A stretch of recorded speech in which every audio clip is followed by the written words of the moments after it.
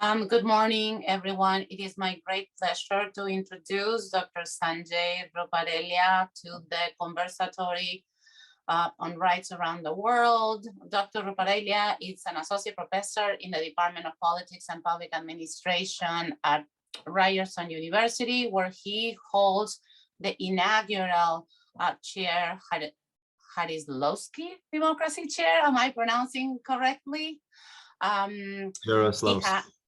Jarislowsky, thank you so much. He got his PhD at the University of Cambridge. He has worked for the UN. He's also been a faculty at the New School for Social Research.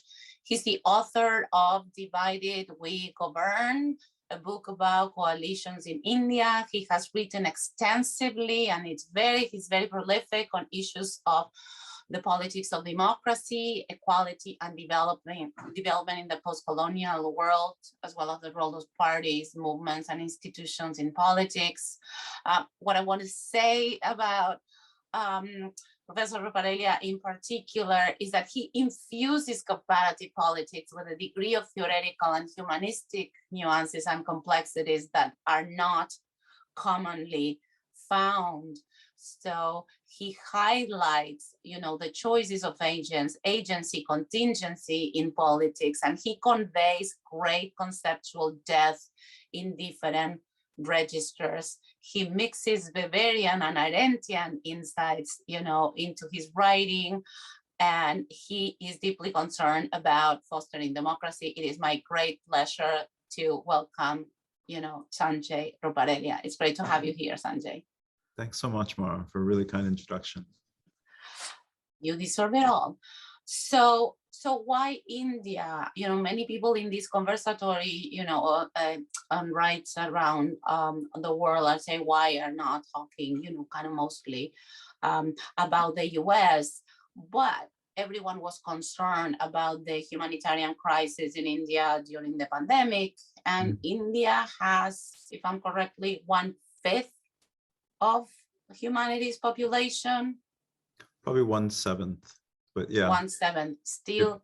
It's soon I haven't seen the latest figures. It is now either the largest or very close to being the largest country after China in the world. Yeah, 1.3+ billion.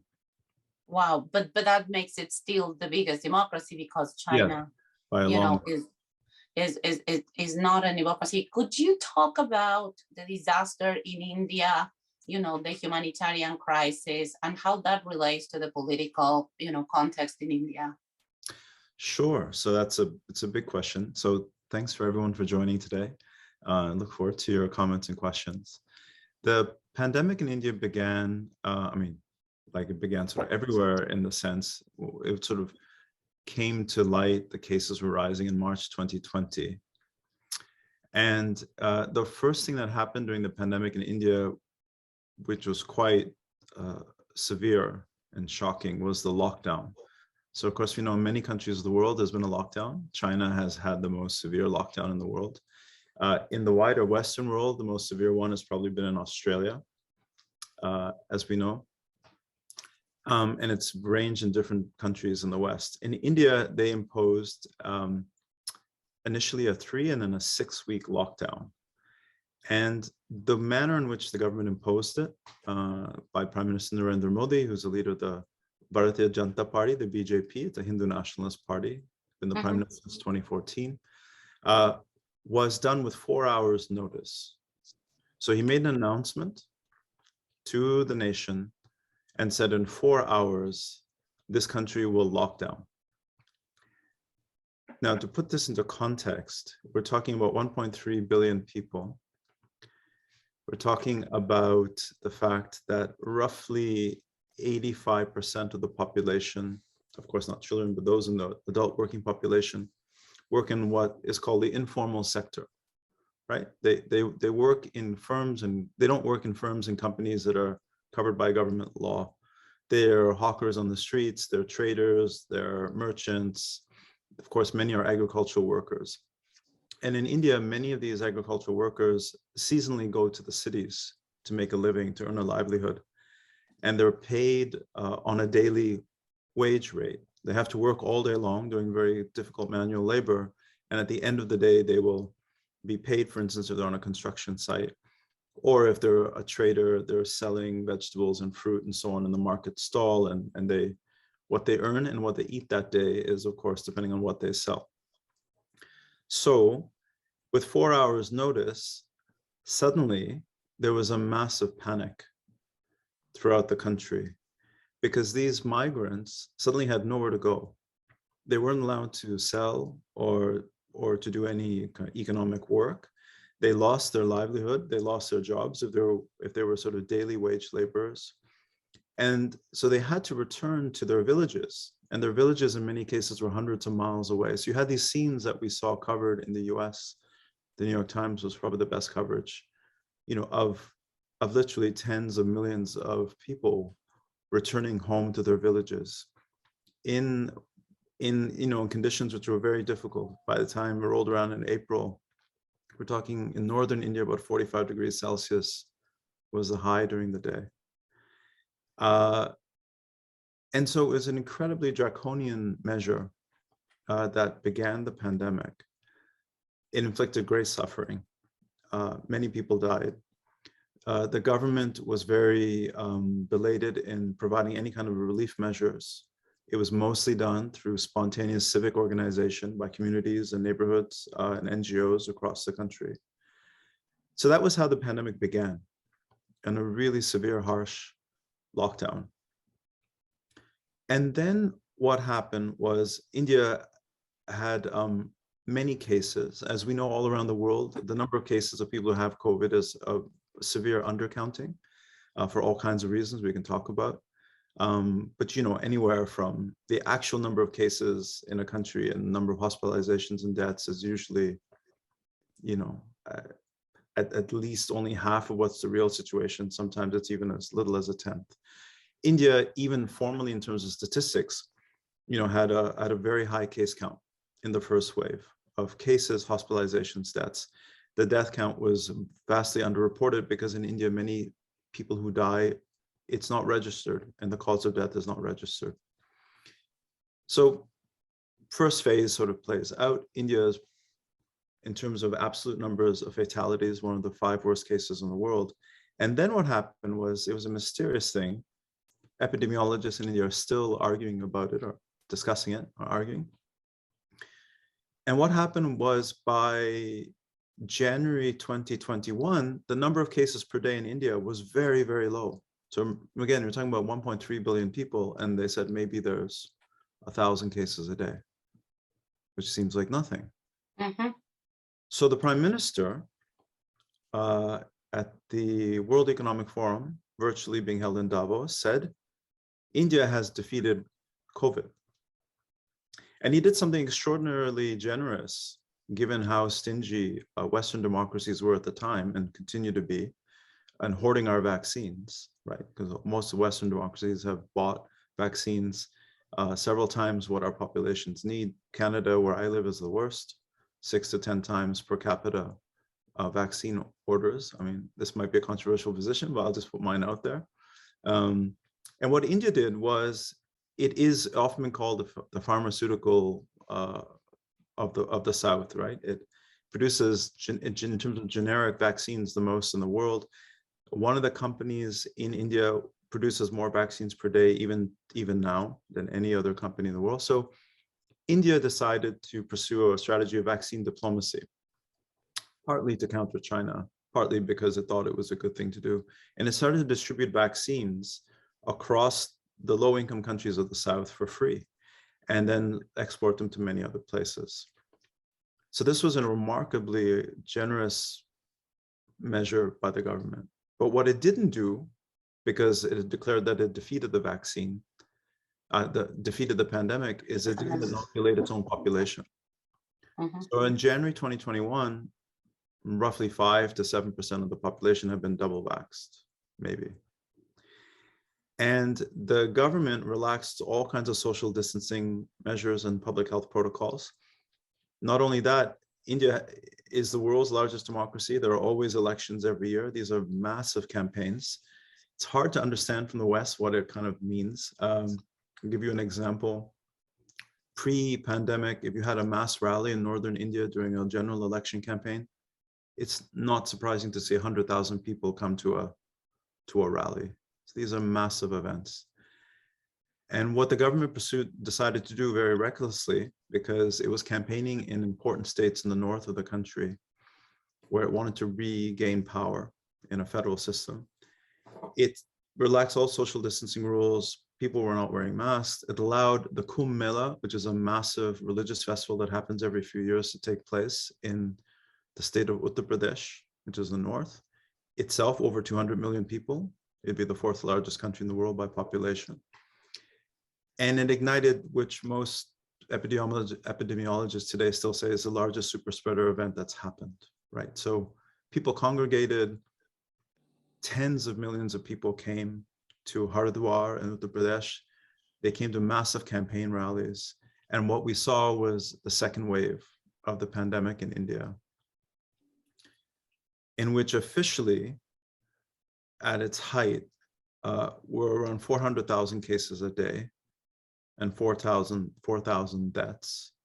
But epidemiologists put the number at about 5 times as many. Mm-hmm.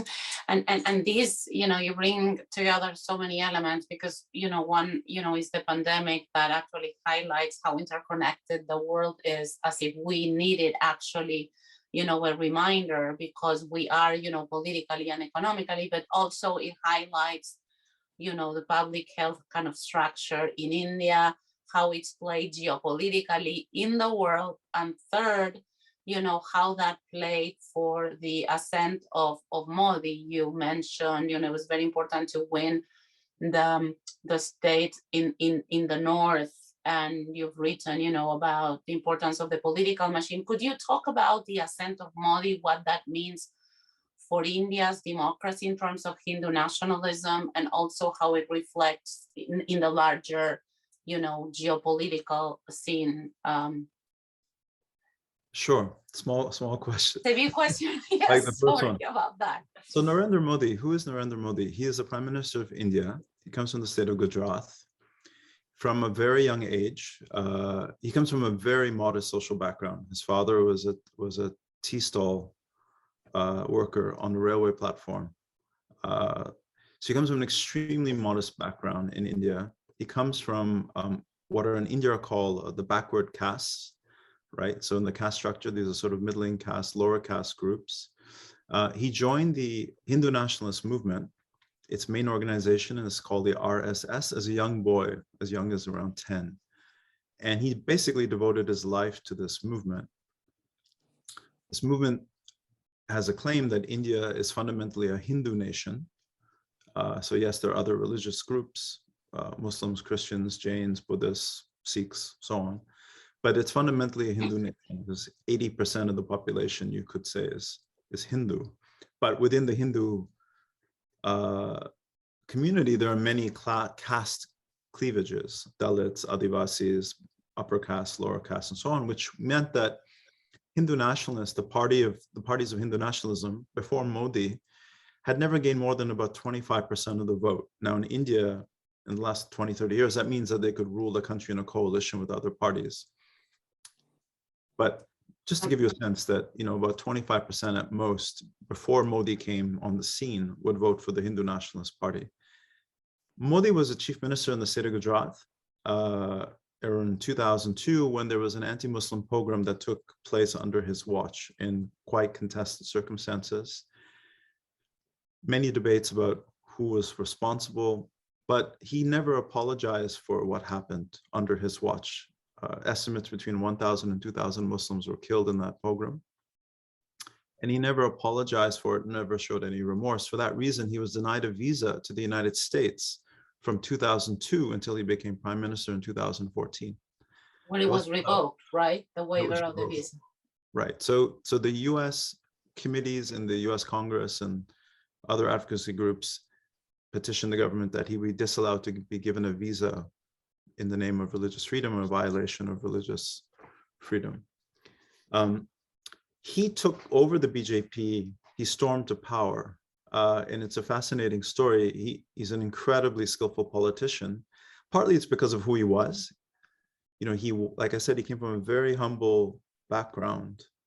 And in that sense, he really, for many voters in India, really sort of represented, them.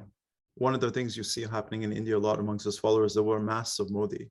They identify personally with him, like a lot of populist movements do, right? The leader represents the people and the people identify with the leader. And here is a leader who really came from their own social background in many ways. He's an incredibly disciplined politician. He, when using script, is a very masterful orator. He can speak in Hindi and vernacular languages with great effect. And the BJP under him became a very powerful machine. Vast amounts of money flowed into the coffers of the party.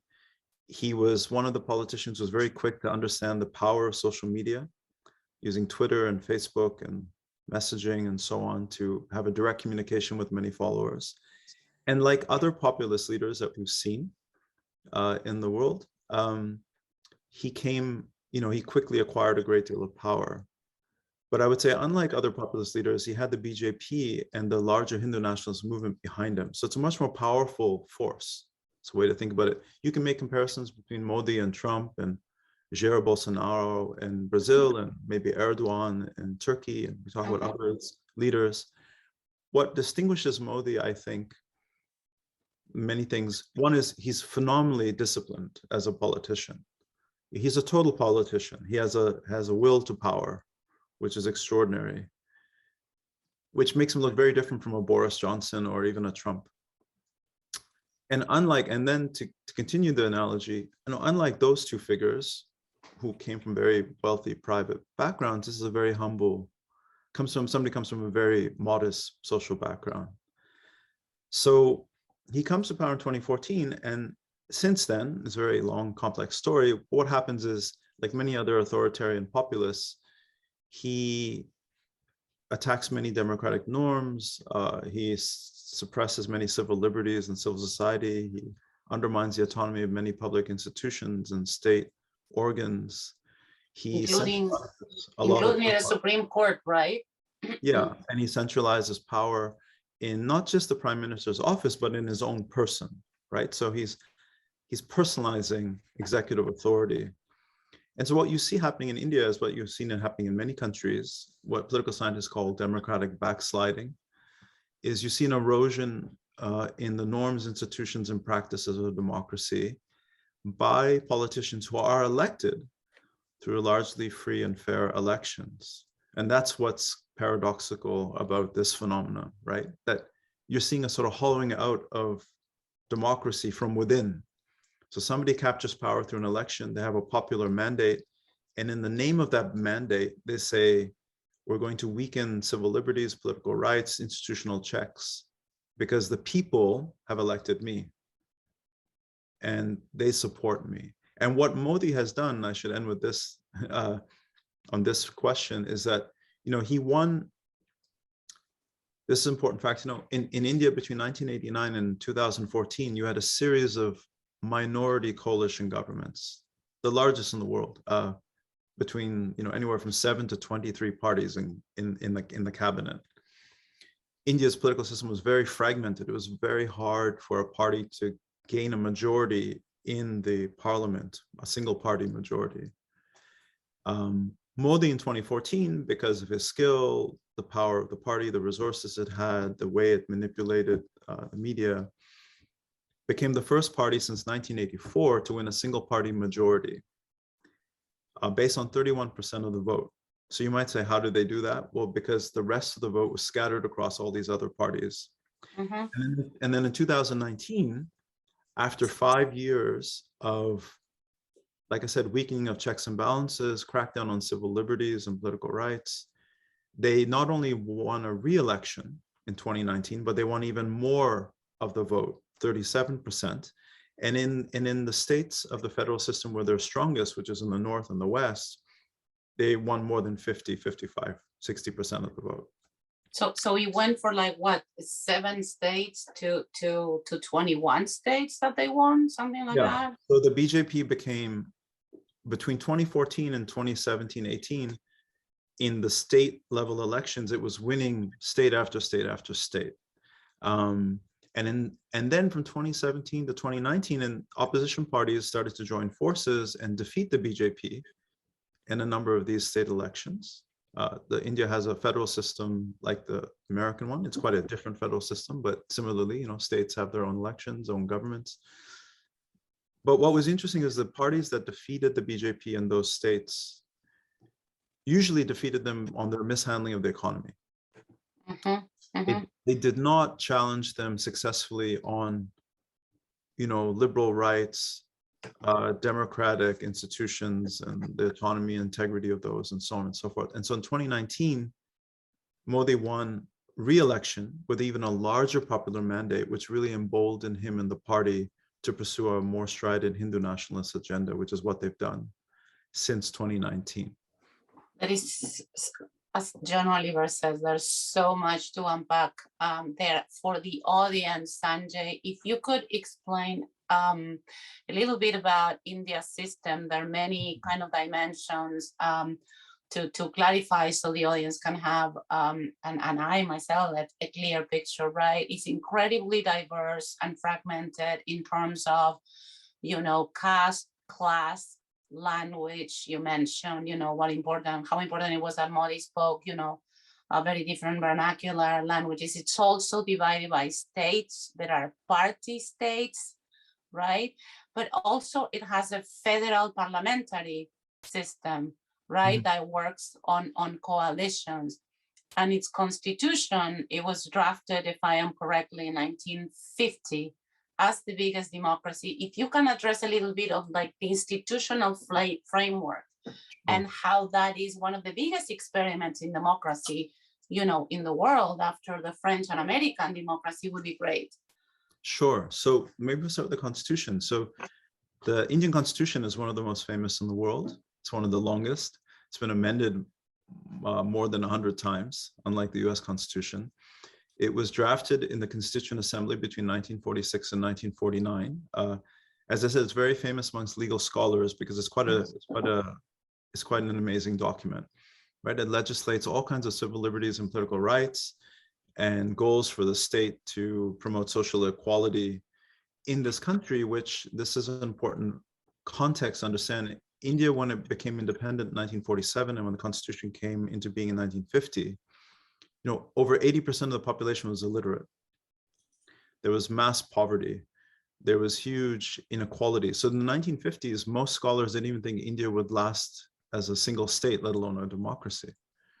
So the Indian sort of democratic experiment is kind of extraordinary, right? The one that it simply lasted. It existed and it lasted for so many years. By the 50th anniversary in the 1990s, you know, Indian democracy exhibited something which you've never seen in the West, which is that in our Western democracies, the more socially disadvantaged you are, the less likely you are to vote, right? In India, it was the reverse. Why is that?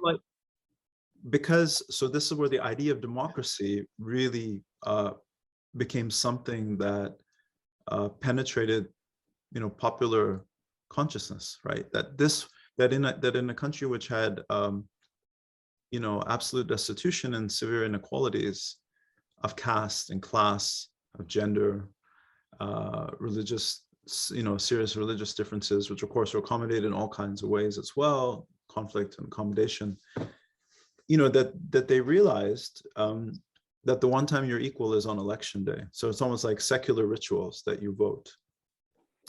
And so what you saw happening in India was that, you know, the people who tend to vote the least by the 1990s are people who might have my social characteristics, right? They're men, highly educated, live in the cities, come from middle or upper caste backgrounds, and so on. They're less likely to vote than people who are far more disadvantaged and marginalized and historically have been oppressed. So this is sort of a remarkable experiment, right? Every election, it's a joke amongst Indian elections, every election is the world's largest in India because if there's an election that happens, you know, by definition, it's the world's largest. So the electorate, for instance, now is over 900 million people in 2021. Wow. And you're asking constitutionally, so that's sort of a broad trajectory. India is a republic. Unlike Canada, Australia, New Zealand, it severed its ties with the British Crown. It's a parliamentary system. It's like the Westminster one. It works on first past the post elections. That's how a party can win 30% of the vote and still be a majority in parliament if there's enough division and fragmentation amongst the opposition. It's a secular state. Now, it's secular in a different way from constitutionally, it's different from the French or the American tradition. French secularism, you might simplify and say, is freedom from religion, right? Laïcité, strict separation, which of course in practice gets violated in ways that are unfair and unequal, depending on what religious community you belong to. But that's the official doctrine, right? Whether it's in France or Quebec. American secularism is often described as freedom to religion, religious liberty. Everyone has a right of conscience. And the Indian model of secularism, which is a much more difficult balancing act, because India recognized 7 major religions, right? Hinduism, Islam, Christianity, Judaism, Sikhism, so on. And so the early Nehruvian elite, so this is Jawaharlal Nehru, India's first prime minister from 50 to 64, who was some stains on his record, but quite a committed, progressive, actually extraordinary democratic leader in that era, believed in a model of secularism in which the state would recognize all different religions, and it would try to reduce what it saw as a threat of Hindu majoritarianism vis-a-vis other religious minority communities. So an example of that, which is what was one of the early issues that really incited Hindu nationalists, is it said that, Muslim communities were allowed to regulate their domestic affairs according to personal law. And if they wanted to reform them, they were allowed to do that themselves. They were sovereign over their own communities. But the Hindu religious practices would be reformed by parliament, by the state. Mm-hmm. And so Hindu nationalists from a very early stage said that, this is pseudo-secular. You're treating different religious communities differently, and you're actually treating Hindus or the majority unfairly because you're reforming our laws, but not Muslim or Christian or so on. Mm-hmm. And the Nehruvian elite's argument was, well, yes, because that's why we're trying to diminish the threat of majoritarianism. Interesting. Right? So this model of secularism, which was flawed in a theoretical sense, but it was trying to do something which hadn't been attempted, right? Because in most Western democracies, there was one dominant religion. If you look at all the states of Western Europe, right, from the 16th century onwards, you have those battles of religion, and one religion it dominates, becomes the state religion. You can have secularism in those societies, which is on a different, it's a different basis, right? Because you have a single religion which dominates a country. And you have differences within, say, Christianity, right? If you look at England versus Ireland and so on, Scotland. But you don't. But it's interesting, that the majoritarian was about, a religion, Hindu nationalism, when, for example, in the US, you have this, fear of majoritarianism that is embedded, not in a religion, but in the institution of the Senate, but, for the same purpose, right? So there are all these features that are infused for that, but, the chicken came kind of home to roost because the Hindu nationalism, at the end, cut across, right? Yeah. So what happened was, so you have the secular constitution. I would say it's a secular practice of how the state practiced secularism in a particular way under Nehru, and then was cynically exploited by his daughter Indira Gandhi, which is when things started to become more conflictual and gave rise to Hindu nationalist sort of politics and arguments. And then what you see the rise through the 1980s through these campaigns to build temples on disputed sites in India, to impose a uniform civil code in India, right, to erase personal laws for minority religious communities. And third aspect of the Indian Constitution, right? So it's always trying to protect minorities in various ways. Was the disputed state of Kashmir was given special asymmetric rights in India's federal system in the Constitution, which was always something that Hindu nationalists opposed.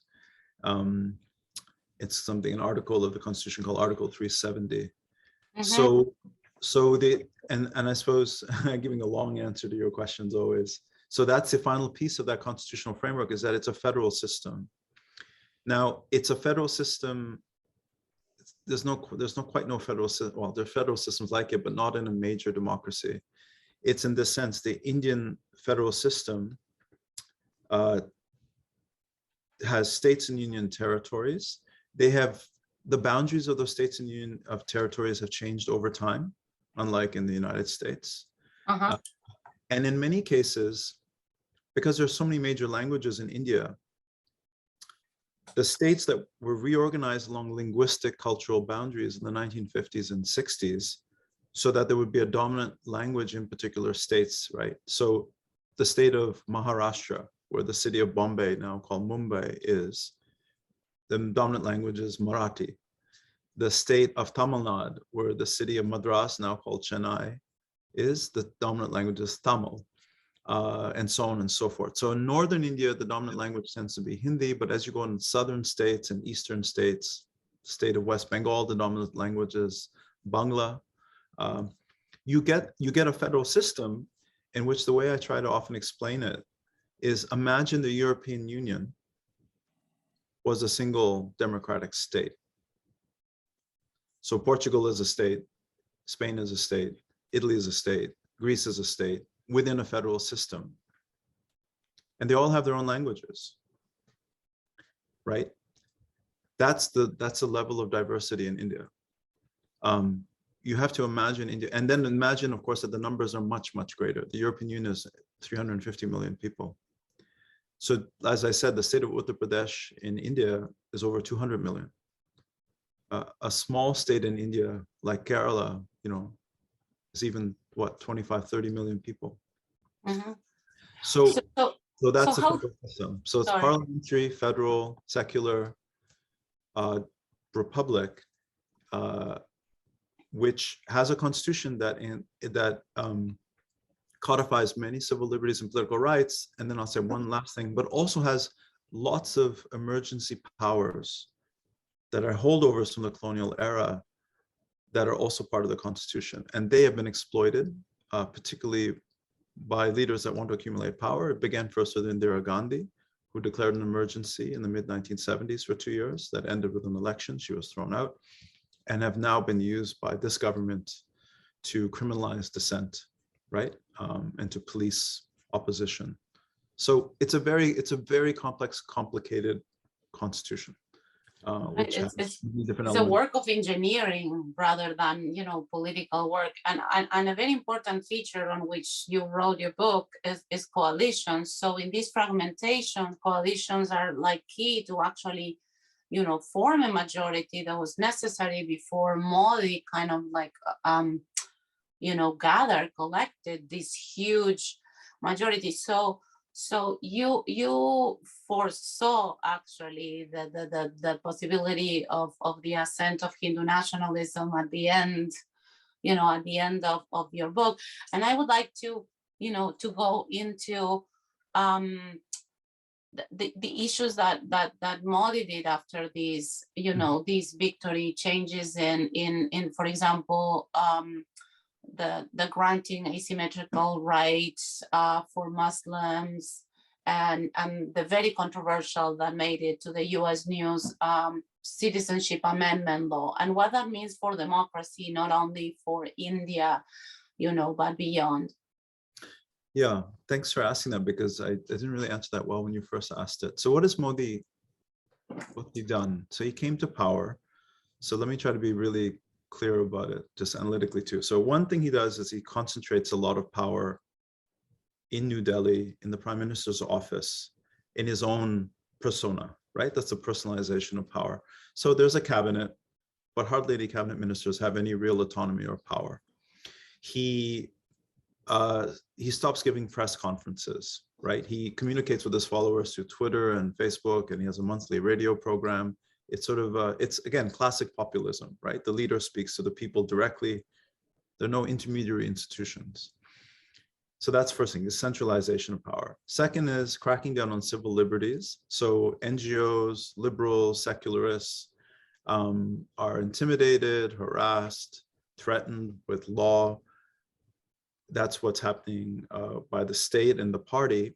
But Hindu nationalists on the ground are campaigning, like they take the law into their own hands. There's vigilante justice. So we've seen, this dreadful spate of lynchings in India over the last 6-7 years, which have arisen.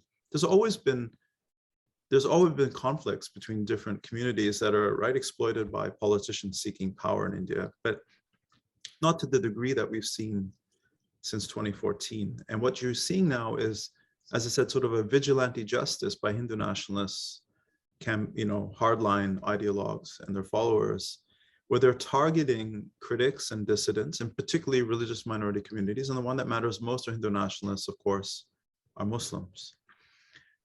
And so what we've seen are these campaigns in India that you would have read about, love jihad. They're breaking up any relationships between Muslim men and Hindu women. Cow protection laws, right? Banning the trade and sale and eating of beef, which again targets particularly Muslims and Dalits, the former untouchable castes. You see a campaign called Gar Wapsi, which means a reconversion effort. Those members of those Hindus who belong to the lower castes, particularly Dalits, Adivasis who converted to Christianity, at some point are reconverted to India.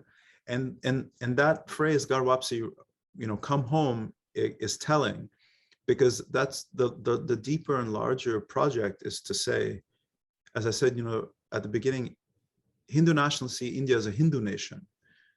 The natural citizen of India is a Hindu. So all these others, by definition, become second-class citizens, right? And they have to prove their loyalty and citizenship as Indians. So that's why you hear and see and read about these reports of, sometimes you get these sort of violent gangs who will in the streets catch someone who they think of as Hindu, as Muslim or Christian, and demand them to sort of sing chant a slogan with this Hindu to prove that they're really Indian. So that's what's happening on the ground. And then in terms of law, at the state level, you're getting all these new cow protection laws, which are being introduced.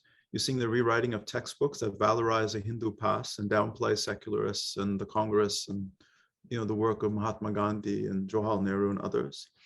And then since 2019, when they came back to power, they pushed through, it still hasn't been notified, and I'll explain in a moment what that means, but they pushed through a piece of legislation called the Citizenship Amendment Act. It was very controversial. Why was it controversial? Because on the face of it, it was a humanitarian gesture. It said that any religious minorities in Bangladesh, in Afghanistan, and in Pakistan who were facing persecution, who had therefore come to India as illegal migrants, would be granted citizenship. Right? So who were these people? Well, they were Hindus in these other states. But if you were a Muslim in one of these other states who was facing persecution, right, for sectarian reasons, you did not fall under the rubric of this law. And more importantly, for the first time, it linked religion and citizenship in India, which the Constitution never did. Right, so the Indian Constitution sees citizenship as purely secular. Right, and there are all these parallels. I have to say this, and we've discussed it in the past. With Israel, right? Like it grants, citizenship, to Jews and other, people, need to prove their duty and commitment to the state and not the rights. And this was developed as an argument, but another guest we had, Smadar Ben, and Nathan, and that's kind of very interesting because it turns it into an ethno-nationalist based, citizenship, close to the, Turkish. Yeah, that's a great comparison. So that's what's happened. It's gone from a secular understanding of citizenship to an ethno-national one, which privileges one community over others. So it's a hierarchy of communities. There's a natural national community for Hindu nationalists, which is Hindu, and everyone else are foreigners. I mean, that's their ideology. And the argument they make is that, you know, Muslims and Christians and others are not really Indian because their religious homelands lie elsewhere, not within the physical geographical boundaries of the Indian subcontinent, right? That's the mythology of, that's the argument, the rationale for it. So that's the first law they push through. And the other one they do, which many of you would have read about as well, is, as I said, the Indian constitution, Kashmir has been disputed and has been the site of many wars and suppression and repression by the Indian state and Pakistan, right? Since independence, they fought 3 wars over Kashmir. The Indian state has never, only in certain periods, allowed free elections in Kashmir, I think 2, maybe 3 in its history. So it has a lot to answer for in Kashmir. It's the great stain on Indian democracy. It's a disputed territory, of course, so it's an interstate conflict. But at least constitutionally, Kashmir had special rights in the Indian federal system, right? To its own flag, to its own prime minister, and so on. These special measures, of course, were always violated in practice in many ways, but constitutionally they existed. And what the BJP government did after when it came to power again in 2019, is it passed through measures that reduced the status of Kashmir from a state to a union territory, which means it's directly ruled by New Delhi. It imposed a lockdown and it arrested a lot of their state political leaders under house arrest. It imposed a curfew, right? And it increased a lot of repression. I mean, that's a very long, complicated history. You could have a whole session just on Kashmir, which in itself. But all of this to say is that many governments in India have been complicit in being very repressive in Kashmir. But this particular government, again, because of its ideology, you know, Kashmir as being a Muslim majority state, particularly in the valley, is an anathema to Hindu nationalists, right? Because how could you have a Muslim majority state in a Hindu nation with special powers and rights and privileges? So it's eradicated those legally. And in that way, it's a really tragic irony, because the Indian nationalist movement, for all its flaws, you know, the Congress, and it has, again, a lot to answer for historically, one of the arguments which preceded and then followed partition was that India, unlike Pakistan, would not be a state for a single religious community, right? But the Hindu nationalist understanding of India, in a sense, is the mirror of Pakistan. So if Pakistan is a homeland for Muslims, then India becomes the homeland for Hindus, which was not the vision of the Nehruvian elite in the Congress in the 50s and 60s, 70s, and continues to today, right? That many Indian citizens, nationals, liberals, secularists, right? That's the vision of India, is that it's a multi-religious, secular nation. And this point is very important, you know, of course, for India, but understanding other democracies and what's happening, you know, in other democracies in the world, because what seems to be is that, you know, the institutions, you know, you mentioned, you know, granting individuals the rights. I mean, this is basic kind of constitutionalism, centralizing some power in the state, and, you know, a codification. But I mean, all of these things are as strong as, you know, leadership, you know, is willing, or political elites are willing to uphold them, and also citizens, you know, are willing to, you know, act upon them. And what we have seen, you know, not only lately, is that maybe it's not that institutions are strong, and I'm thinking about the US in particular, but not only, but they haven't been challenged and pushed. And what we're seeing is that when they're pushed, right, in certain directions, and they speak to one another, right? Oh, look, you know, the US is doing this, or, you know, Turkey or Peru is disputing the elections, or whatever it is, you know, they tend to challenge that institution that, you know, stands on the good faith and support of elites, you know, and citizens, right? Right. We haven't seen in India there's been nothing like a Trump or Republican Party that's been disputing an election result, partly because it hasn't been tested yet, right? The BJP has been winning. And then when it loses in the States, it loses in the States. Like, it doesn't contest on the ground. It has tilted the electoral playing field in all kinds of ways. India, like the United States, has terrible campaign finance laws. Indian elections are as or more expensive than American elections. The last election, 2019, people who study this estimate that $8 billion was spent on that election. It's an extraordinary figure for a country like India, which is still considered a low middle income country, right, in global league tables, the per capita income and so on. I would say when you compare it to the United States, so far, but now everyone is worried in the US what will happen in the midterms and in 2024. I would say, the American press and media has been more independent and more critical than the Indian press, if you were to compare this last 5 years. The Indian press, partly because it's been harassed and attacked in many ways, partly because there's censorship and self-censorship that's going on, right, through intimidation and fear and harassment behind the scenes. In India, what you've seen in India is a lot of the presses, a lot of mainstream press, particularly TV, has kind of caved into this new ruling dispensation. On the other hand, what you've seen is a lot of new media, digital platforms in particular, doing really critical investigative work that are trying to hold the government to account. So there's still some excellent, really important newspapers, of course, in India that are doing this kind of work, but I think the leading edge is coming from these new digital platforms. Organizations like The Wire, Scroll.in, News Laundry. I can share those with some of your students here if they're interested. They're doing really excellent work. But the media has been under far more severe pressure in India than in the US. The Indian Supreme Court, which we haven't talked about, often called the most powerful in the world in terms of its constitutional powers, has come under severe pressure and has also buckled on some really important measures in the last 7 years. So on the one hand, it's protected its autonomy. Legally, the government tried to change how judges were appointed, and it struck that down as unconstitutional. It upheld the right to privacy as a fundamental right, so on. But in many other cases, it's really abdicated its constitutional responsibilities. Kashmir is a good example, where people were put under house arrest and violating habeas corpus, and they weren't allowed a fair trial. They were held under detention without charge. And the Supreme Court hasn't even heard cases coming forward to it. So the court has been under severe pressure. And in many ways, it's happened in lots of public institutions in India. Like, this pressure is behind the scenes, right?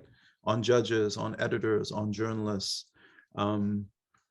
And some of the tactics you see are the ones that would be reminiscent in other states like Turkey or China, where, the government will use laws and regulations to tie up organizations and individuals in the courts, in arbitration and so on, to kind of intimidate them and just stop them from doing the kind of work they do, whether it's in the NGO sector or elsewhere. So I would say,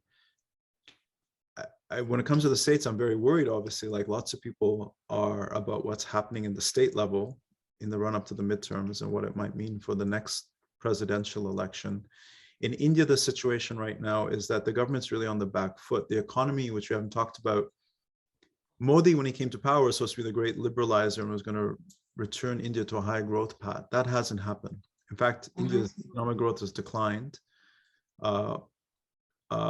Lots of measures of sort of civic welfare have worsened. Investment has declined. It suffered terribly during the pandemic. The economy contracted formally 7 to 8%. And so the government's really on the back foot in many cases. And so people are now watching this year. There's a very critical election happening next month in the state of Uttar Pradesh, the biggest one, where the BJP has a massive majority in the Legislative Assembly, but people are wanting to see whether the opposition can wrest control, because you're starting to see conflicts within the party, and certain members of the government leaving the party because they're disaffected with how it's ruled that state.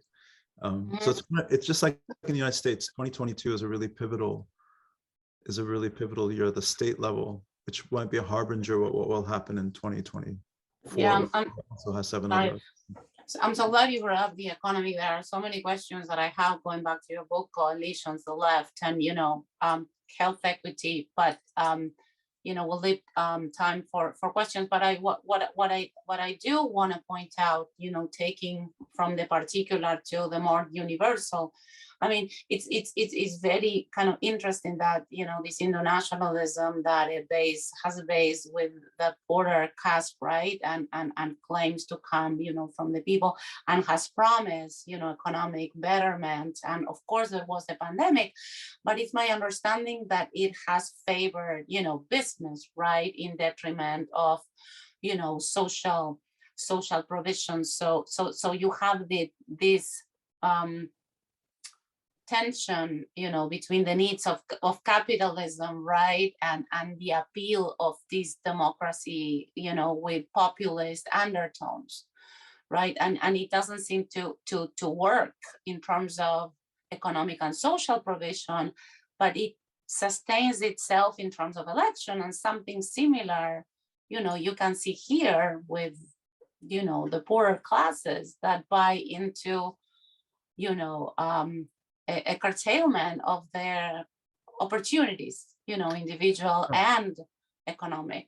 So Modi's record is quite interesting. He came to power championing himself as an economic liberalizer, right? He had a motto: minimum government, maximum governance.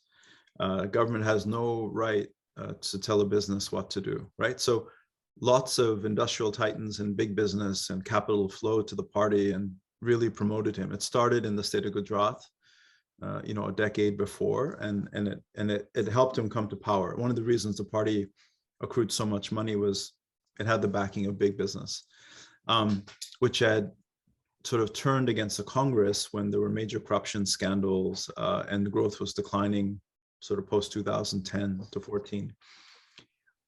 And if you looked at Modi's record since then, it's another huge subject. What has he done? Well, growth has been faltering. Private investment has been in decline. He promised, 10 million new jobs a year for this fast growing labor force that have not materialized. He said he would turn India into a manufacturing powerhouse to compete with China. That has not happened. He's not done a lot of the things he promised on the economy. And what he has done in terms of welfare is quite interesting. On the one hand, India had many rights-based social welfare measures that the last government introduced. A right to education, a right to work in the rural sector in case you needed 100 days a year. There was a forest rights bill. There are all these sort of rights-based social measures.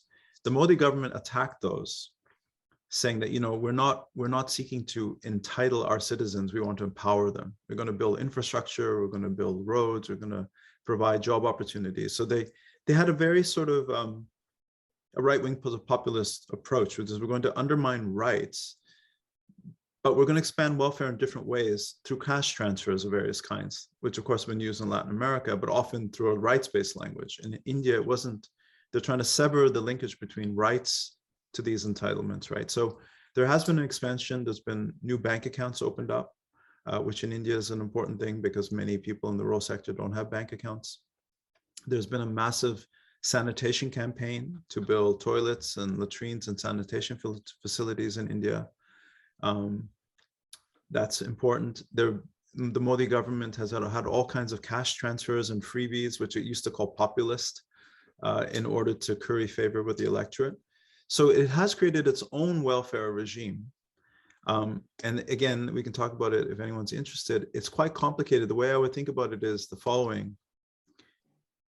Things that you would expect to be public service provisions, like health and education, which had already been sort of privatized in India in many ways, it's increasingly doubled down on the private approach.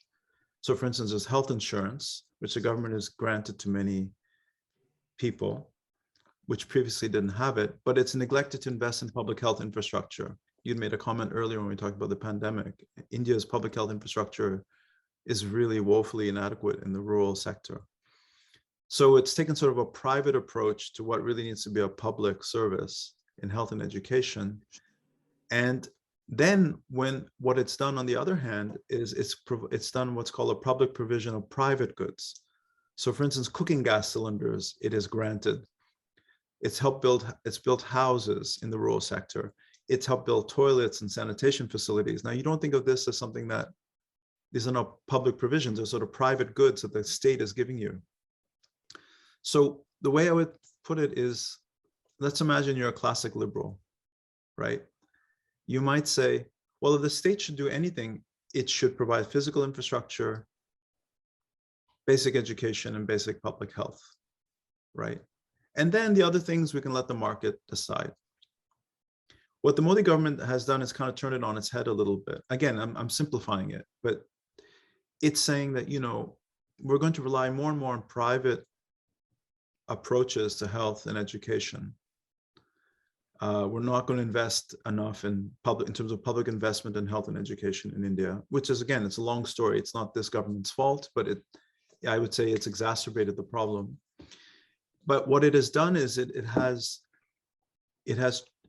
distributed all kinds of entitlements, like I said, cooking gas cylinders, and, you know, help building houses, latrines, with the stamp of the government on it, right? So this is a gift from Prime Minister Modi. And that's how he won a lot of his votes that came in 2019 came from the success of those programs, right? Electrifying villages and so on and so forth. So it's a complicated story about it, but what has happened undoubtedly is underemployment has increased. This was even before the pandemic, and of course, much worse since. Malnutrition has gone up in India. Stunting and wasting, India has some of the worst measures in the world, have continued to worsen. So you have a really dire situation to kind of come full circle. You know, today, after the pandemic, you see increasing distress in many households in India of hunger and malnutrition. There's underemployment. And one of the most shocking things, which everyone is worried about in India, is that, you know, schools have been closed for the duration of the pandemic. And so families in the cities who are better off, right? Their kids are doing online schooling and so on, with all the challenges that we all face who do this. But many, right, children have just not been schooled for the last 2 years in India. When I say many, I'm talking about tens of millions. Right. Yeah, you touch on so many key issues, because on one hand, I understand, and I've seen these, you know, in Argentina, in Lebanon, you know, when you are deprived of something and there comes a government or a person who says, I'm giving this to you, of course I'm going to support you. I mean, even though it's done, you know, on the wrong basis, right? It's, of course, I'm going to go. On the other hand, it has become crystal clear to me, at least, that, you know, that if democracy does not grant any social goods besides the constitutional entitlements and codifications and individual rights, with the system of inequality, you know, domestically and internationally, it doesn't hold. Because what the pandemic has also highlighted is the interrelation of, you know, internal inequality, let's say domestic in any given country, you know, and also, you know, internationally. If you do not have those safety nets, you know, we're all affected. It came, it like showed the pandemic at its liminality, what it's at the basis, right, of the system, what it is theoretically possible, but it actually became possible, right? I think you're right. I think you're absolutely generally right. But I think that's where India is an interesting case. So one of the reasons that political scientists were fascinated by India as a democracy, right? One, like, for lots of reasons initially, it's like, well, mass illiteracy, many different social cleavages. They thought, how could this place last as a democracy? But one of the other factors was that, you know, for many, many years, India's growth story really began to take off in the 1980s. Since 1980, it's been the fastest large economy in terms of growth behind China. Roughly 5% in the 80s, 6% in the 90s, and post 7%, post 2000. And these are, again, rough aggregate figures. But from 1950 to 1980, it grew very little. Poverty declined, but it was still extremely high. And so one of the great puzzles for political scientists studying India is, how did this country maintain its democratic system, and not only maintain it, but deepen it, despite the fact that it was still a poor country that was not growing very fast? It's one of the great puzzles of comparative political science that people still talk about. So India, in that sense, it's always been an outlier in democratic theory. But I think your broader point is absolutely true. I think what's happened in the West is that, you know, there was always a classic distinction. It's still an important one to make. People say, you know, democracies are more resilient and stable than autocracies. Why? Because democracies have what's called procedural legitimacy. We believe our regime is legitimate because the procedures are valued and legitimate, right? We have civil liberties and political equality. We have free and fair elections. So that's why we support this regime. That's why we uphold it. That's why we give our consent to it. Whereas autocratic regimes, their legitimacy relies, you would know this extremely well, coming from Latin America, right? Think of that period of the 60s to the 80s, all those military dictatorships, and then their decline. Well, their legitimacy rests, okay, there might be some people who support military dictatorship, but for many citizens, okay, if you provide the goods, if you increase their material welfare, we'll support you for a while. But that was kind of a hard bargain, right? And so you saw in many places in Latin America, Sub-Saharan Africa, Southeast Asia, East Asia in the 70s, 80s, 90s, as those dictatorships were unable to guarantee growth and employment and improvement and standard of living and so on. I'm not saying that that was the only reason they declined, but their performance legitimacy is undermined, right? That's the Achilles heel of an autocratic regime. Like, that's the case in China today, right? Why is it so worried about declining growth?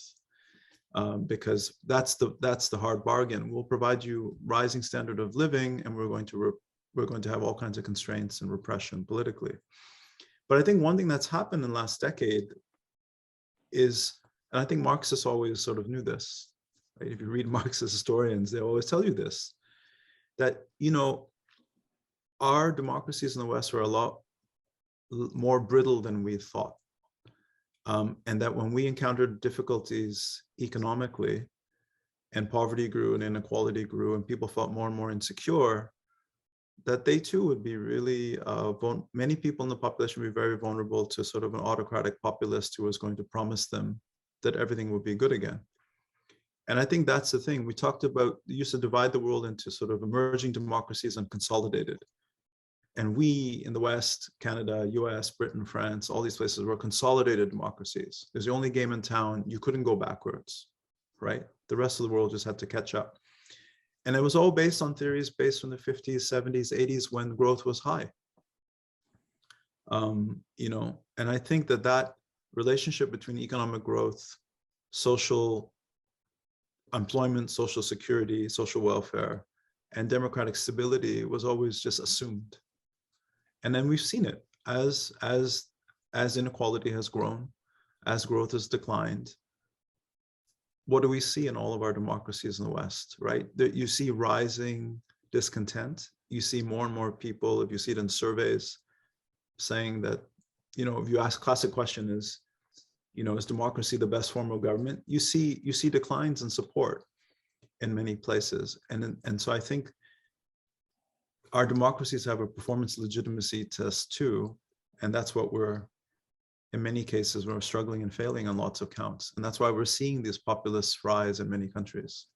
Yes, also, I mean, there's so much to talk about, like just, you know, this point.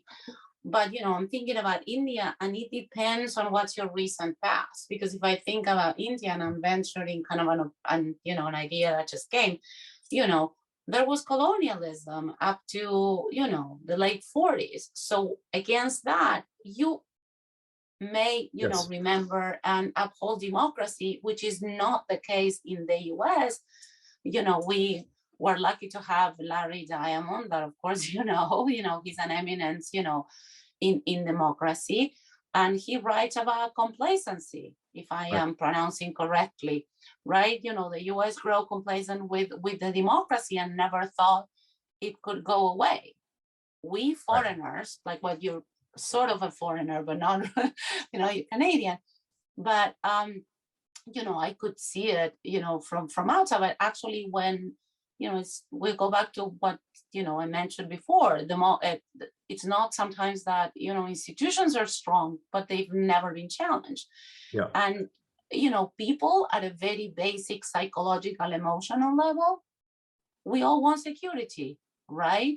And when that security is not granted in the extreme form of a pandemic, you know, there is this confounding between safety and security. So instead of going for safety, that would be, you know, social net, etc., you resort to security. And this is when more authoritarian traits, if not fully authoritarian regimes, you know, kick in. Yeah. Yeah, I think that's very well put. Yeah. Well, you suggested it. I have so many questions related to the left-hand coalitions, but I'm gonna be fair to people, and I encourage everyone to ask questions. But we do have already a few questions. Mateo Needham asked, I didn't get a clear idea of what you meant, but Modi's will to power is much different than other autocrat nationalists. Can you please explain? Yeah, so I didn't mean to say that other autocrats don't have a will to power too. I guess if you're entered in politics professionally, you have to have some will to power. What I was trying to say was that Modi and his chief lieutenant, who's a home minister, a man called Amit Shah, you know, they practice a politics of sort of the permanent campaign, right? When we study communism and socialism, we talk about permanent revolution, right?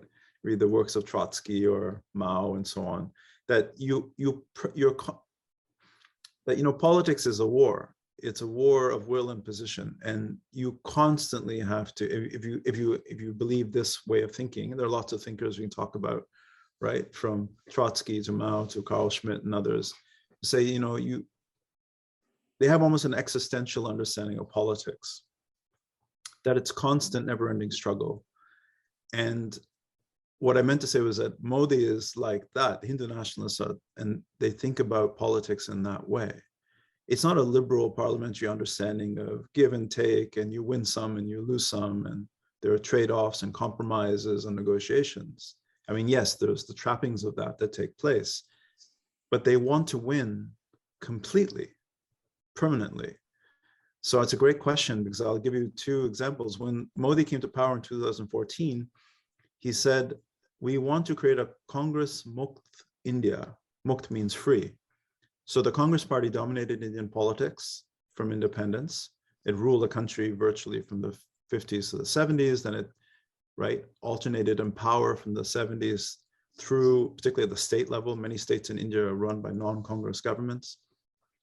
But it said, we want to get rid of the Congress. We want to eliminate the Congress as a party, right? Completely. And then by 2017, the party was saying, because it had steamrolled the opposition in all these state elections from 2014 to 2017, it says we want an opposition Mukt India. We don't want any opposition in India. We want to eradicate, the opposition. So, you know, a lot of thinkers and writers, scholars these days often invoke the work of Carl Schmitt, who says, you know, in politics, if you're a liberal, if you have a liberal view of politics, you say, well, they're rivals, they're competitors.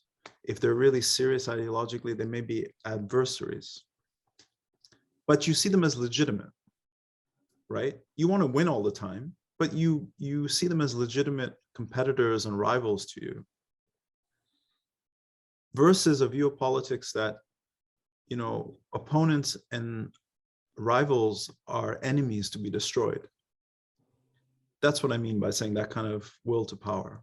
That Hindu nationalists, militant Hindu nationalists, have a view of adversaries as enemies to be destroyed, right?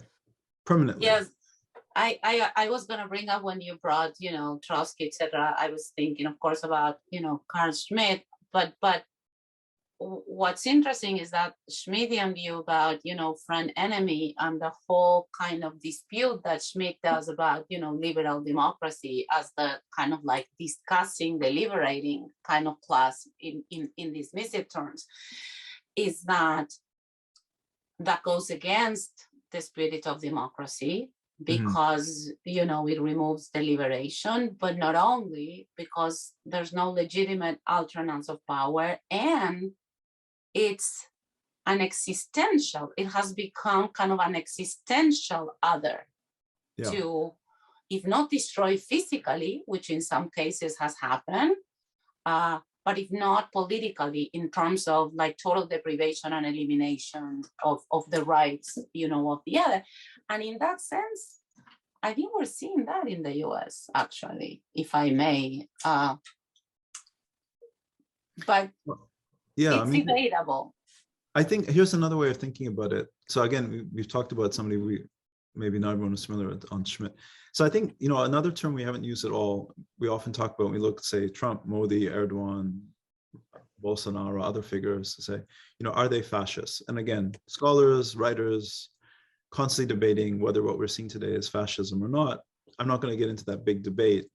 I don't know, it's a rabbit hole. But they have a lot of elements that are fascist, but they're different in one important way, I think, which is this, that, someone like Modi in the BJP, they don't want elections to end, because it's through elections that they've come to power and that they maintain their legitimacy to hold and exercise power. So the popular electoral mandate is crucial to their legitimacy, right? So they don't want to end elections. In that sense, they're Democrats in that very thin, basic sense. And that's where I think there's a big difference between we do lots of comparisons between the present and the 1930s. And I think one of the things that others have, of course, said too, that's quite different, is that this brand of leaders, maybe Trump is not like this, right? As we saw happen January 6th. But they want elections to happen, because it's elections that grant them that power, legitimize power, which is different. But I think the thing is, their ideal world would be one in which they just dominate. They become, here's another, if you throw in another thinker, if you may have come across this, your previous works in sessions, Gramsci, the Italian Marxist, who makes this distinction between parties that are dominant and hegemonic, right? And when they're hegemonic, they define popular consciousness. Like that's the train on which society thinks, that's the train on which politics is conducted and contested. The Hindu nationalists crave and desire and are some there's a debate in India, some scholars say they have achieved a certain kind of cultural hegemony. It is the language, it's the popular common sense that they're trying to define. And so it's in that sense when I say that, long answer again, to will to power, they seek hegemony. They shape they shape and draw kind of the horizons of the imagination of what's acceptable and possible and what should be. Definitely. Yeah. So much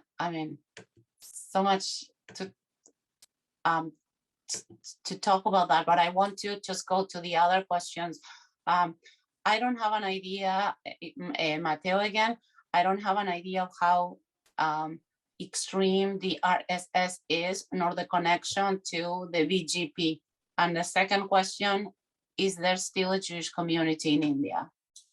So the second one I'll answer first, because I don't know a good answer. I mean, yes, there is a Jewish community in India. I don't know its size or quite where it's prominent or not. But yes, I mean, it's always one of the fascinating things about India is just how many different communities there are, how many different religious communities there are. In fact, you might remember so many things to talk about when it comes to India. I mean, there was these deadly attacks that happened in Bombay and Mumbai in 2008, if I remember correctly, where there was an attack on some sites. Well, there were basically there were Pakistani supported militant groups that attacked the city of Bombay and held it under siege for 2 to 3 days. And one of the main sites that they attacked was a synagogue in Bombay. So that's certainly one of the major cities where you do have a prominent community historically. On the other question, yes, so Hindu nationalists in India, there are many organizations. The parent organization, which was founded in 1925, I think the same year as the Indian Communist Party, ironically, is the RSS, the Rashtriya Swayamsevak Sangh, which translates as National Volunteer Organization. It has, it was always conceived originally as a social organization. It wasn't and it isn't a party. It's a massive social organization. It's probably it's the biggest, most powerful in Indian civil society. And the idea was that they were going to create Hindu citizens, right? And they have a uniform, they have exercises in the morning, they do a lot of propaganda and indoctrination. This is the organization that Narendra Modi joined, and many BJP leaders joined. That's how they became Hindu nationalists. So there are other organizations too, ones that are more militant, more prone to violence, like the Bajrang Dal or the Vishwa Hindu Parishad, VHP, which also have affiliates in the United States. But the RSS is like the mother organization. So the way to think about Hindu nationalism, I wish I could draw a diagram, is like you have the RSS in the center, right? It's the sort of heart of the Hindu nationalists. You then have these other organizations like the VHP, the Bajrang Dal. There's other ones that are specialized. Some of them are youth-oriented, some of them specialize in certain issues. And then you have the party, the BJP, which is a political party that's seeking to win elections. Its forerunner was a party called the Bharatiya Jan Sangh, the BJS, and it changed its name in 1980 to the BJP. So whatever name you call it, the party has been seeking the vote since 1951, since the first election. But it only really made a huge breakthrough in the 1980s when it built on the campaigns that the RSS and other Hindu nationalist organizations had to build a temple in the city of Ayodhya on the disputed site of the alleged birthplace of a Hindu god, Ram, which had allegedly lay beneath what was then a mosque, the Babri Mosque, which is what the Hindu nationalists destroyed in 1992, unleashing these terrible communal violence that happened in India in 1992, the worst we saw since partition. I don't know if that should explain. The RSS is the organization. There are many BJP politicians who have not belonged to the RSS. They joined way you can think about it is like the Republican Party in the US, right? There are many different people who join the Republican Party for different reasons. But the core of the BJP, certainly the most powerful politicians in the BJP, have been RSS members. Right? They're trained, indoctrinated. They're made into Hindu nationalists by the RSS, and then they join the BJP because they seek office. Yeah, there's another question, but it is my understanding also that the power of the electoral machine in the BJP is buttressed by this recruitment and ideological indoctrination, right? Sorry, say that again. So that the electoral machine of the BJP is also, reinforced by indoctrination and ideological kind of indoctrination, right, of the new members. Right. So the way to think about the Hindu, that's why it's such a powerful political movement, right? It has, in a sense, two branches. There's the political electoral branch, which is the BJP, which contests elections to win office and govern formally. And then there's the RSS and the VHP and other organizations which are really trying to change Indian society, right? Change the mores of Indian society, change the values of Indian society, change the way Indians identify themselves. How do they self-identify, right? That's what's remarkable about the RSS is that it's a remarkably, again, it's a cadre-based organization. It's very disciplined. It has a very long-range view of its goals, right? It doesn't think in terms of years. It thinks in terms of decades. It is making new Indian citizens. So again, to kind of to invoke the idea of that I mentioned earlier of this Italian Marxist Gramsci, right?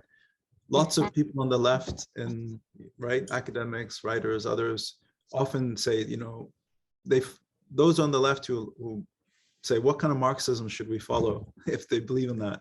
They say, you know, we should be Gramscians, because Gramsci said, you know, you can win elections, you can lose elections, but what you really have to do is win consent in civil society, right? That's his moment. And of course, what's ironic is that it's the right that has really been doing this quite well in many countries, right? So they're the ones that are recreating common sense in civil society. We've seen it in America, you see it in India, you see it in many other places. And that's what the Hindu nationalist movement is really remarkable. I mean, I obviously am opposed to it. I think it has great damage in India. But if you step back analytically, it's important to study, like, just how did they do that, right?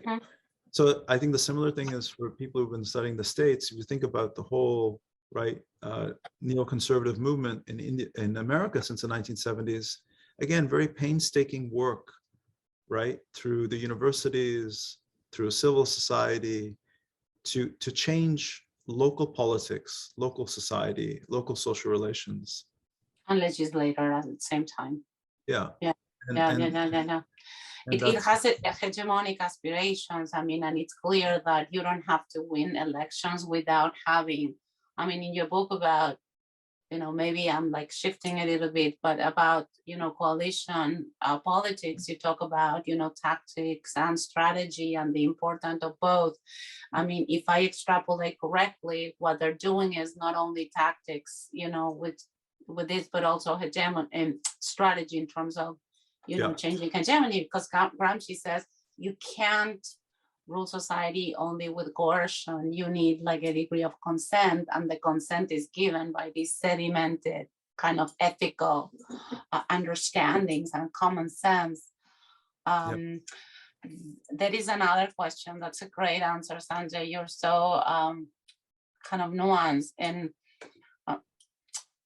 I encourage everyone to write more questions and also join the discussion session. Mateo, again, as a devoted student of Sri Aurobindo, I have taken note of an usurping of Sri Aurobindo's legacy as Indian national. Any comment? This is a very specific question about which I know nothing.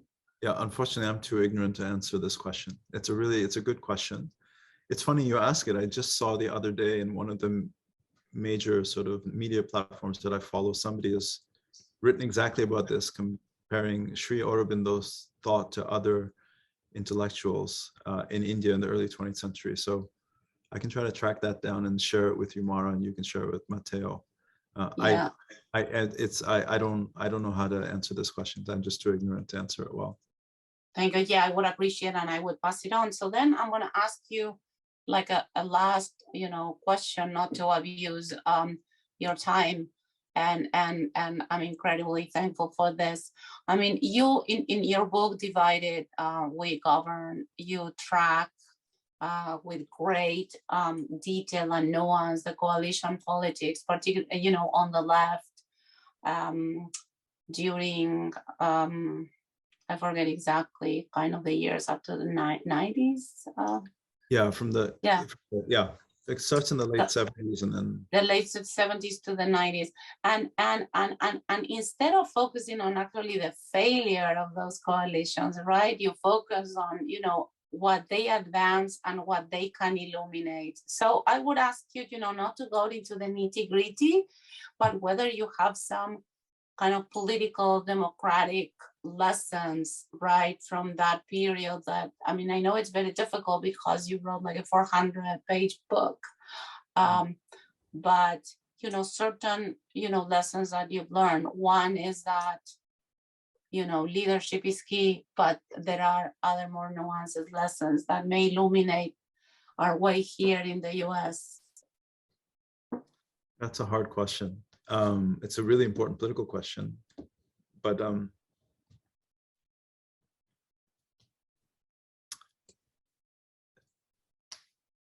don't know how to answer this without sounding too milquetoast, is the way you might put it.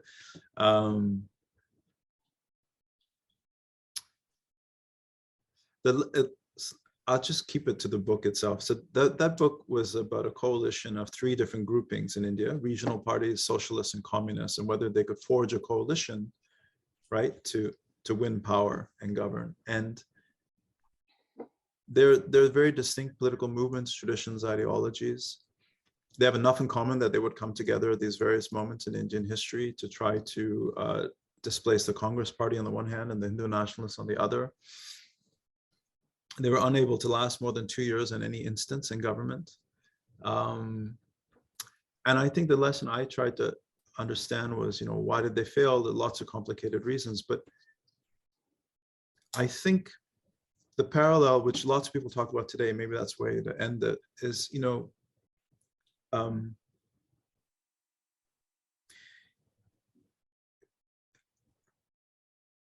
again, I don't want to sound trite, but I would say this, and I'm going to make a gross simplification. You often hear in left circles, right, that there's a lot of internal conflict in many left movements, right, about what is genuine, the most progressive, the most radical position, commitment to espouse, and the perfect becomes the enemy of the good. And so you have these real, genuine disagreements in the left,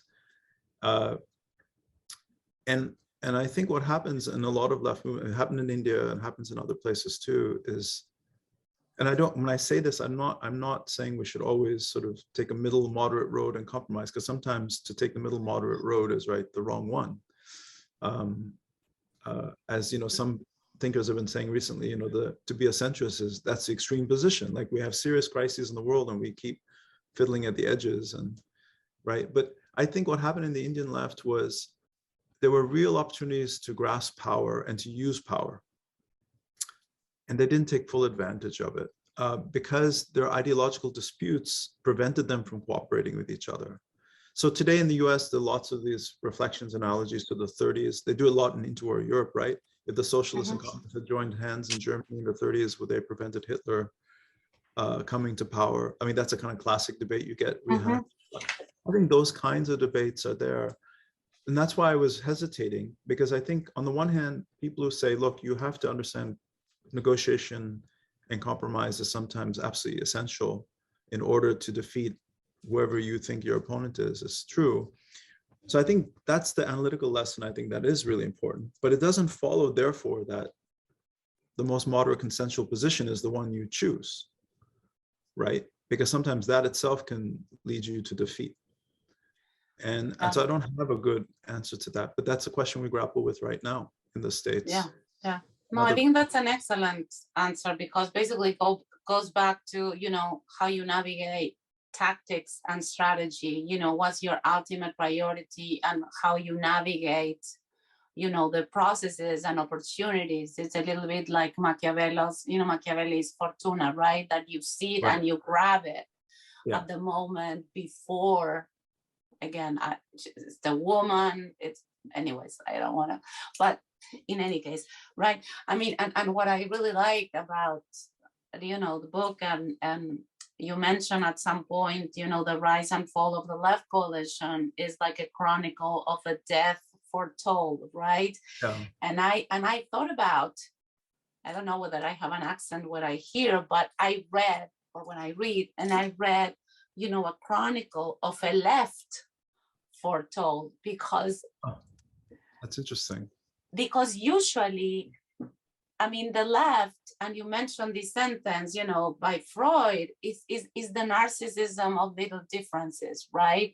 And it's what comes on the way of the bigger kind of strategy, with the right has crystal clear, and it's very well depicted in Corey Robbins' book, The Reactionary Mind, right? When the right has the strategy in focus, and the left just the tactics. Yeah, I So think so you put it really well. I mean, I've often thought that there's something about, we can talk about different ways, the right intellectual traditions, the realist tradition, they have a way of focusing on power for better and worse, right? On the how to capture power, how to exercise power, how to maintain power. But there's that old phrase in American politics, some in your class know better than I. What's the old line? The Democrats fall in love and the Republicans fall in line. Well, they're not falling in line, but there's something about, there's a way in which they come together at that moment. And I think that's something that has always bedeviled left politics. I mean, it's a grand generalization, right? The moments in history when it doesn't. But I think that's what happened in India. It was just too often. The one thing you didn't mention, this is an extraordinary thing in India. So I think for everyone in the class, just understand, in 1996, the leader of the Communist Party of India, Marxist, right, which was governing the state of West Bengal and Kerala, he was a chief minister in West Bengal, Jyoti Basu, was offered the prime ministership. A communist was made the home minister. A communist was made the agricultural minister. They offered them the prime ministership and the party refused it. They refused it because they said, we'll be a minority in the cabinet, so therefore we cannot control the government. Just to put that in context, I do it in the book. There was this phase in European left politics in the 1970s, Eurocommunism, where the left was offered no cabinet positions in an Italian government, but just to say, you can support us. And they support them, and then they lost power because they took blame for policies that government pushed through.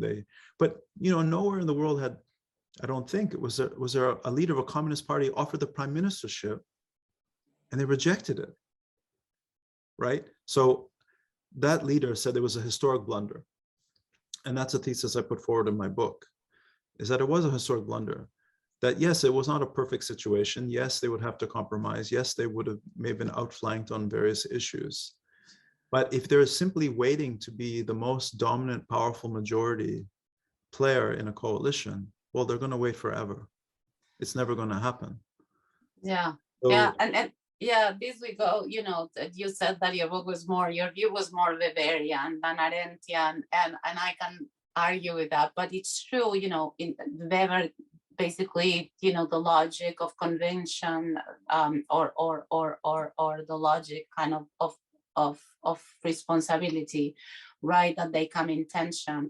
But also in terms of Arendt, I would put it, rather analogously, in terms of, the judgment of the particular situation, as opposed to try to kind of apply the template that in the case of communism would be, if we don't have all the power, right, we're not going to take it. Yeah. But I recommend the audience, it's a very long book, and I strongly recommend, it's very detailed, maybe more detailed than you would like, but there is amazing work on how this decision and opportunities and options, of parties and peoples, and how they read the situation and make political judgments, and how that develops. That is truly, truly fascinating. Sanjay, I enjoyed this greatly. I hope everyone else did, and I'm sure they did. I want to thank you immensely for participating in this conversatory on rights around the world. And I hold you accountable to send the resources that you mentioned. Yes, I know you're very busy, but I would really appreciate it. No, thanks so much. I really enjoyed the conversation. I'm sorry my answers went on too long. I've been working on India for too long and too caught up in it. So, but there were terrific questions, and I appreciate the questions some of you that asked, and sorry I couldn't answer all of them. But thanks you for the opportunity. It's been great to. Thank you so much, and I encourage you to join the discussion session later. Sanjay, I hope we have you again when you finish your book on India and China. I don't have a deadline for you. It's an open invitation. Okay, thank you. Okay, ciao, ciao. Thank you, everyone.